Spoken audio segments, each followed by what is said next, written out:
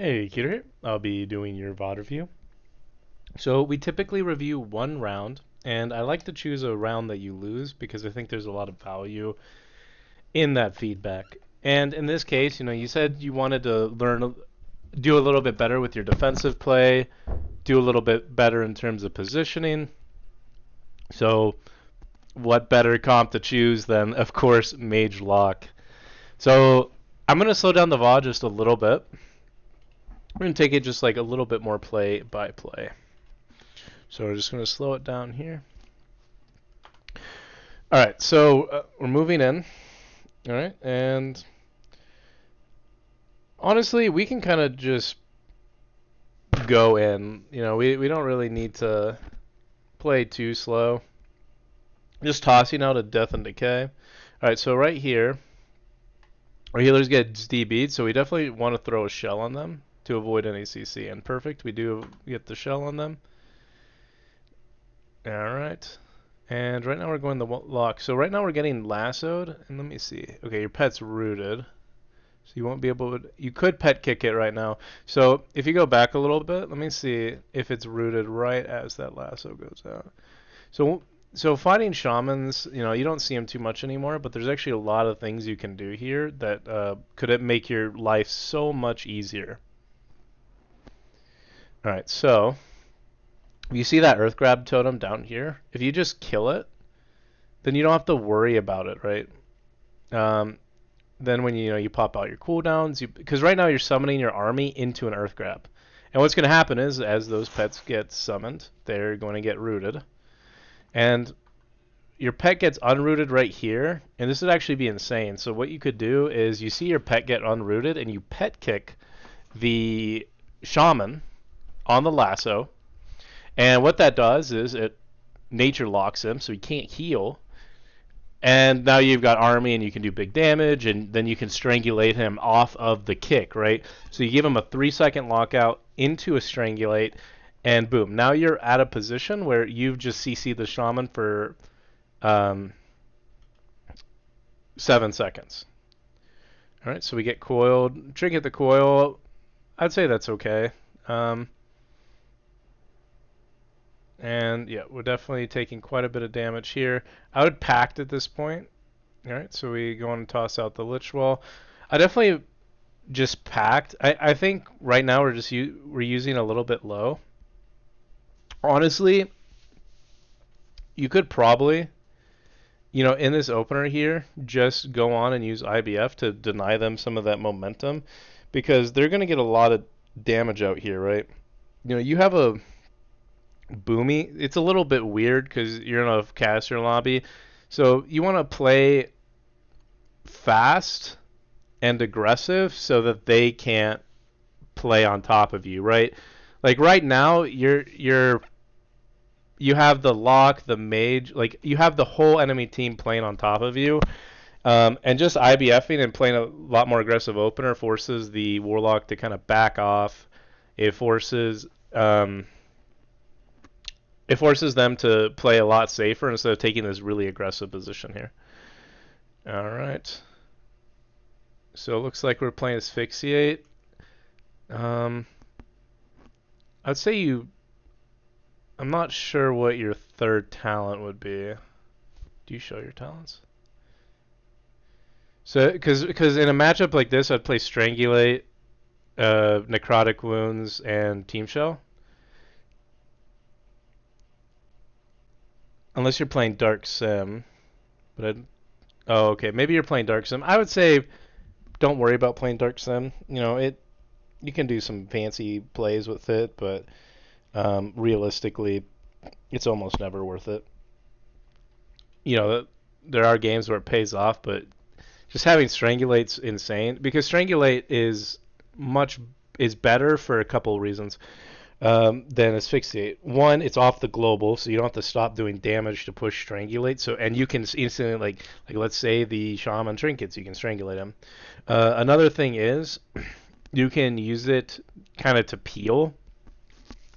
So like let's say you see the mage going for a sheep that's like literally about to win the game, and then you just string him, and then he doesn't get the sheep, and now you're perfectly fine, right? So right now we're going the Warlock, and Okay, and then we tab over to the mage. So I think that's actually good. Definitely want to do that. I think we played our opener just maybe a little bit slow and let the enemy team kind of play on top of us. But they didn't force out too many cooldowns. All right, so now we're going the mage, and now we should be tabbing back to the warlock. So you had the right idea. So if we go back just a little bit, so you had the right idea. Warlock gates away, you tab to the mage. Perfect, exactly what you want to do. But that warlock has to walk forward. When the warlock walks forward, that's when you go the warlock again. You don't continue to go the mage because he's an arcane mage, and arcane mages are untouchable. You are not going to do anything to an arcane mage. They do insane damage while kiting. They have multiple blinks, and then if they're playing overpowered barrier, which many of them are, when they invis, they get a shield. It's just way too much. I wouldn't mess with an arcane mage. What you should do is once that lock is back in grip range, you grip in the lock and you just keep going the lock. You really don't want to mess with the arcane mage here because right now, if you see, the lock was able to get a UA, a haunt, and that's gonna like absolutely shred you. The mage outside of Arcane Surge really isn't too threatening. A lot of that damage was just the haunt. All right, and yeah, so right now I think it's really just target selection. Okay, so let's look at that dark transformation. So we got 2 charges of putrefy. I think that's fine. You actually could have, if you just did 1 more Scourge Strike, you can actually got 2 charges, or 3 charges of putrefy for a much bigger go, which is definitely good. And yep, so then he alters. So once he alters, we kind of just want to tab off of him, unless you're like doing some insane damage, right? There's no real reason to tunnel into altar. All right. So now the lock's behind us, and then we're going back to the lock. So I think, is our pet transformed? No, you can't tell. I don't think your pet's transformed anymore. Okay. All right. So the lock wall is here, which is very, very offensive wall here. So we went back on the warlock, which I think is again good. We don't want to chase the other caster across the entirety of Tolvaron. But then we kind of stun into his wall. Getting his wall is good, but there's no real reason to commit a stun into his wall. Now he does trinket, which is good, but it's more of an aggressive trinket because now, he's going to coil you. They're trying to set up big CC. And we're really just playing in the open when our healer doesn't really have much of anything. Okay, and that's a good defensive blind. So I think we kind of have the right idea. We just need to execute it just a little bit better. And we're, here I would just maybe trade out IBF because we're kind of just sitting on it, and we had it the whole time. So, really, let's say probably right here, I'd be thinking about trading out IBF, and then once I see my health continuing to drop, and he gets the haunt, so we have the haunt on us. I would just be trading out IBF, especially because we can see our healers kicked, right? You have haunt on you, your healer's kicked, and then he gets full sheeped, and we still don't IBF. So we're kind of tunnel visioning a little bit here. But what I would say is, how I would approach this game is I would start the warlock, and then once the warlock gates away, we'll tab to the mage. And then once the warlock's back in grip range, we're tunneling that lock all game. And what I'm focusing on stopping is haunt as much as I can. And then I'm not shelling until the haunt goes up, because if you shell the haunt, then it doesn't apply to you. And that's a huge damage amplifier. It doesn't seem like a big deal, but denying the haunt can absolutely save you in a lot of cases. And then, you know, when we're getting low, we just need to make sure that we're not tunneling and got to use that IBF, right? There's a small chance you survive here if you get that IBF. Now, let's see if we could have stopped that sheep here. So it would have been...